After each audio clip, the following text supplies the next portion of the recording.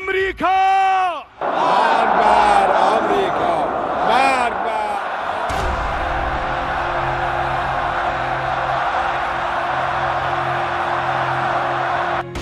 अस्सलामु अलैकुम व रहमतुल्लाह।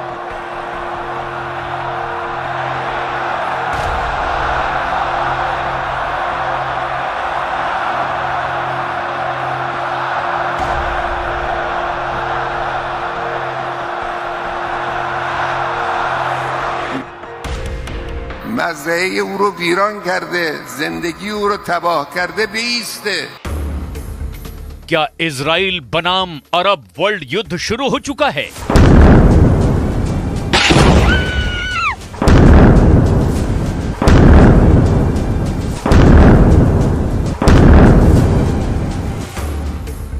अली खामनेई के खेमे में जुट गई 22 आर्मी।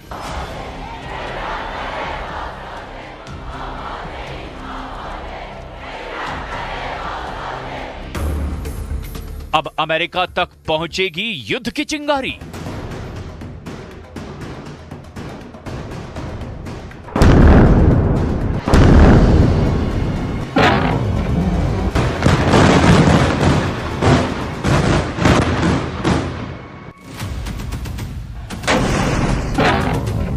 युद्ध त्रासदी का एक नया अध्याय शुरू हो चुका है। लेबनान में जो बारूद बरस रहा है, जैसी बर्बादी गाजा में दिख रही है, जितनी तबाही अब तक हुई वो सिर्फ ट्रेलर है, क्योंकि अब महायुद्ध में महाशक्तियों का आना तय हो चुका है। ईरान के सुप्रीम लीडर ने ऐसे युद्ध को भड़का दिया है जिसका अंत क्या हो सकता है, इसकी कोई भी कल्पना नहीं कर सकता।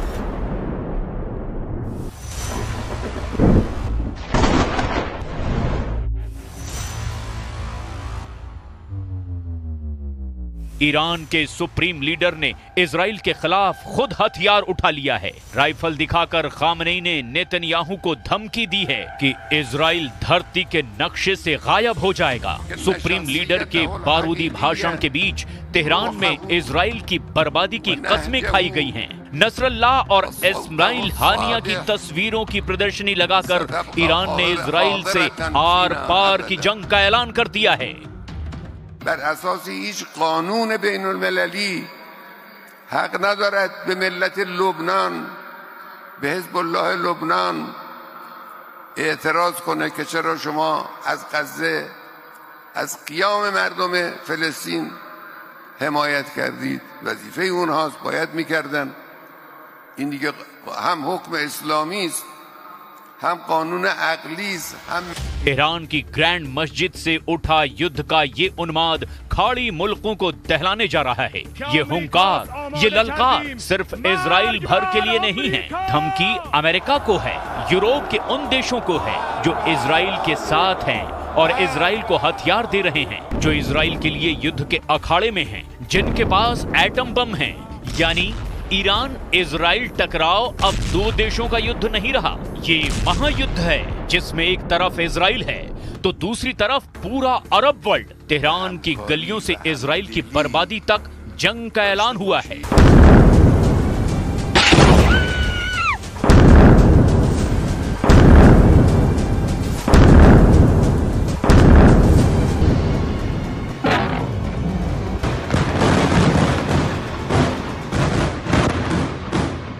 ईरान के सुप्रीम लीडर खामनेई ने खुल्लम खुल्ला बता दिया है कि इजराइल का वजूद मिटाने तक युद्ध होगा, जिसमें सभी अरब देश ईरान के साथ होंगे।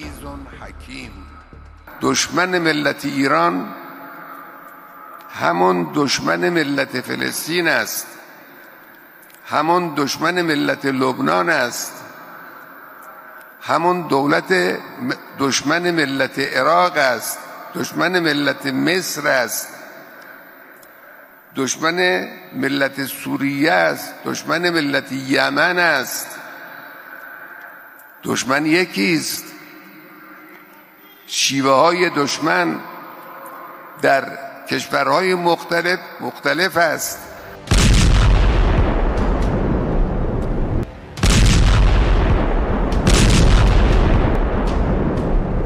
मगर कितने देश कौन कौन है जो सुपर पावर अमेरिका से लड़ने का दम रखता है, कौन है जो एटमी पावर से युद्ध करने की जुर्रत दिखाएगा। खामनेई ने जो लिस्ट बनाई है वो बहुत लंबी है, उसमें कई चौंकाने वाले देशों के भी नाम शामिल हैं। लेकिन अमेरिका का अलग ही वॉर प्लान है। इजराइल को दुश्मन मानने वाले कई अरब देश हैं, लेकिन युद्ध का जोखिम, वो भी न्यूक्लियर वॉर का। सारा मामला यहीं फंस रहा है। खैर, अभी ईरान के सुप्रीम लीडर का वो बयान सुनिए जिसमें उन्होंने इजराइल पर हमले को जायज ठहराया है। खामनेई ने नसरल्लाह और हानिया की मौत को शहादत बताया है।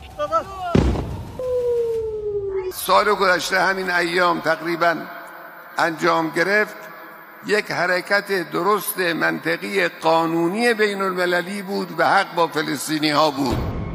अरब लीग में 22 देश गिने जाते हैं, जिनमें से कई सोमालिया, सूडान और जिबूती जैसे हैं, जिनके खुद के घर जल रहे हैं। ऐसे ही खामनेई के बुलावे पर अफगानिस्तान और यमन जैसे तबाह हो चुके मुल्क लड़ाई में शामिल होंगे, कहना मुश्किल है।